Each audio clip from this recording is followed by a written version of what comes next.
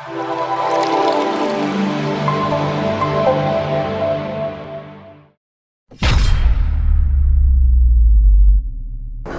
हमारा next question है, under what condition an object will have zero displacement but non zero distance. ये condition दिया गया है। देखिए, डिस्प्लेसमेंट जो है वो इनिशियल और फाइनल पोजीशन या पॉइंट पे डिपेंड करता है। अगर फाइनल और इनिशियल पोजीशन में कुछ डिस्टेंस रह जाए तो वही हमारे पास डिस्प्लेसमेंट होता है। Clear?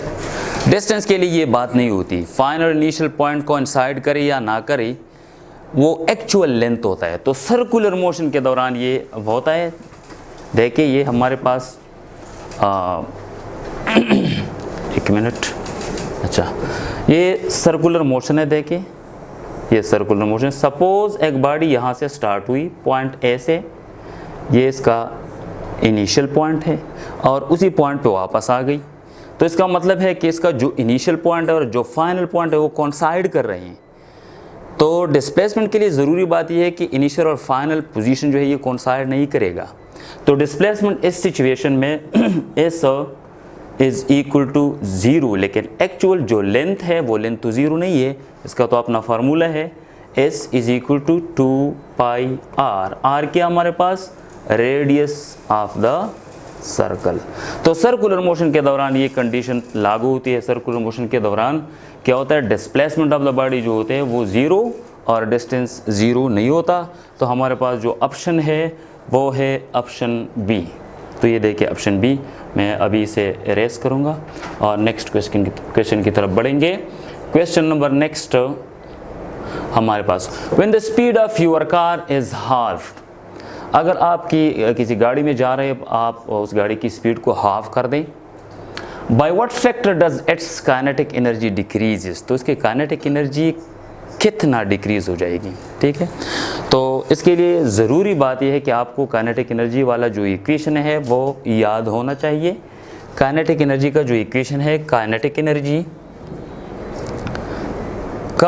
Energy is equal to half mv²। Clear? तो काइनेटिक एनर्जी और जो स्पीड है उसका ताल्लुक़ जो है वेलोसिटी यानी स्पीड के स्क्वायर के साथ है। तो kinetic energy is equal to, new kinetic energy is equal to 1/2 m। Speed को हमने हाफ कर दिया तो इसकी जगह लिखिए v/2, इसका स्क्वायर ले लें, 1/2 mv² डिवाइडेड बाई 4। 4 को निकाल दे इस साइड पे, 1/4 1/2 mv²। ये जो है ये हमारे पास काइनेटिक एनर्जी है। वो काइनेटिक एनर्जी जिस स्पीड के साथ गाड़ी इनिशियली जा रही थी, तो काइनेटिक एनर्जी जो है वो इनिशियल काइनेटिक एनर्जी के 1/4 डिक्रीज़ हो जाएगी। 1/4, ऑप्शन बी हमारे पास ठीक है। ठीक है, ऑप्शन बी मैं रेस कर देता हूँ इसे। अच्छा, हाँ, नेक्स्ट क्वेश्चन है हमारे पास, in which process the entire of the heat supplied to the gas is converted to internal energy of the gas। Right? Question का मतलब है कि वो कौन सा प्रोसेस होता है जिसमें जो एनर्जी हम सिस्टम को देते हैं और वो सारी के सारी इंटरनल एनर्जी को राइज कर दे, मतलब कुछ काम वर्क डन ना हो। वर्क डन के लिए याद रखिएगा बॉडी की डिस्प्लेसमेंट ज़रूरी होता है। ठीक है, लेकिन देखिए हमारे पास जो हम जिस सिस्टम को एनर्जी दे रहे हैं वो उसके जो वाल्व्स है वो मूव नहीं कर रहे हैं। जब मूव नहीं कर रहे तो वर्क डन ज़ीरो है। तो कौन सा सिस्टम हो सकता है?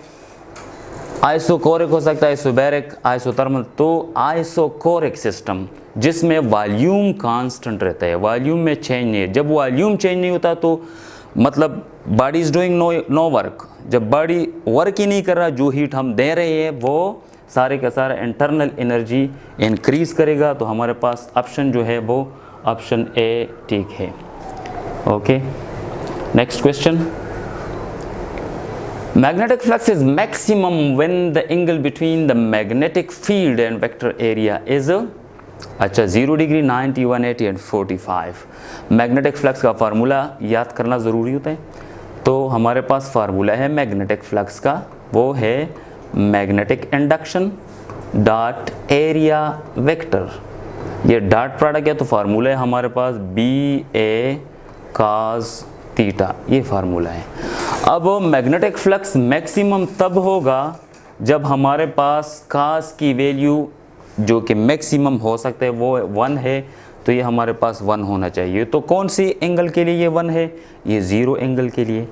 तो जो मैग्नेटिक फ्लक्स है वो हमारे पास मैक्सिमम होगा जब एंगल जो है वो 0 डिग्री हो। जब 0 डिग्री हो तो ये 1, और BA इससे ज़्यादा मैग्नेटिक फ्लक्स पॉसिबल ही नहीं है। तो हमारे पास ऑप्शन जो है वो ऑप्शन A ठीक है। तो देखिए एक minute, option A okay 0 degree, ये मैं एरेस कर देता हूँ। ओके नेक्स्ट जो क्वेश्चन है, 1 kilowatt hour is commonly termed as 1 commercial unit of electric energy which is equal to 1 commercial. तो इसके लिए थोड़ा सा कैलकुलेशन करना पड़ेगा, ये बहुत ही आसान है। वैसे तो ये पॉइंट नोट कीजिएगा कि power is equal to work done per unit time, या you can say energy per unit time और heat produced per unit time. ठीक है, तो यहाँ पे देखिए किलो की तो बात छोड़िए, ये तो 1000 के बराबर है। वाट आवर यानी वाट और टाइम, इसका जो प्रोडक्ट है ये एनर्जी का इक्वल है। तो T into T is equal to energy.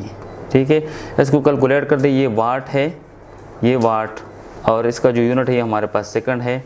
वाट से किलो बनाए, सेकंड को आवर्स में कन्वर्ट कर दे, तो इसका जो वैल्यू है वो है हमारे पास 3.6 इंटू 10⁻6 जूल, या कभी कभी इस तरह भी लिखा जाता है 3.6 मेगा जूल। तो हमारे पास जो ठीक ऑप्शन है वो ऑप्शन B है। तो देखिए option B is the correct answer. Okay next question, the slope of the distance time graph will always be. Distance ये एक स्केलर क्वांटिटी है, स्केलर क्वांटिटी कभी नेगेटिव नहीं हो सकती। ठीक है, और टाइम तो वो भी स्केलर क्वांटिटी, वो भी नेगेटिव। तो इसका जो डायरेक्ट आंसर होता है, तो पहले ये इस पर सोचना पड़ेगा कि डिस्टेंस हमारे पास कौन सी क्वांटिटी, वेक्टर जो है वो नेगेटिव हो सकता है। तो डिस्टेंस टाइम ग्राफ ये हमेशा पॉजिटिव। तो इसका जो आंसर है वो देखेंगे कौन सा आंसर है, आंसर B।